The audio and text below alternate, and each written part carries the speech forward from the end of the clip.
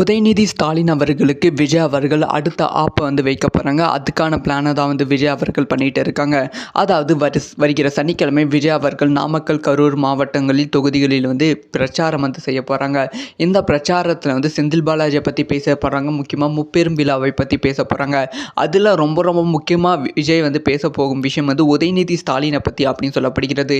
ஏன்னா தொடர்ந்து திமுக விஜய் அவர்களை நிராகரிக்கணும் அப்படிங்கிற பிளானில் இருக்காங்க. ஆல்ரெடி உதயநிதி ஸ்டாலின் அவர்கள் ஒரு விஷயத்த சொல்லியிருப்பாங்க.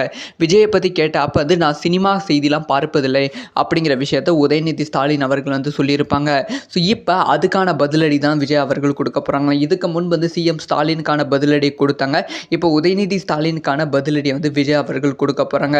கண்டிப்பாக இந்த ஒரு பதிலடிக்கு அப்புறமா விஜய் அவர்களோட அரசியல் பயணம் இன்னுமே மேம்படும் அப்படின்னு சொல்லப்படுகிறது. ஆல்ரெடி சிஎம் கே.நேரு அவர்களோட தொகுதியை காலி பண்ணிட்டாங்க திருச்சியை. அதுக்கப்புறமா கருணாநிதி அவர்களோட தொகுதியை காலி பண்ணிட்டாங்க. அதை தொடர்ந்து இப்போ செந்தில் பாலாஜி அவர்களோட தொகுதியை காலி பண்ண போகிறாங்க. உதயநிதி ஸ்டாலின் அவர்களை விஜய் அவர்கள் பேச வைக்க போகிறாங்க.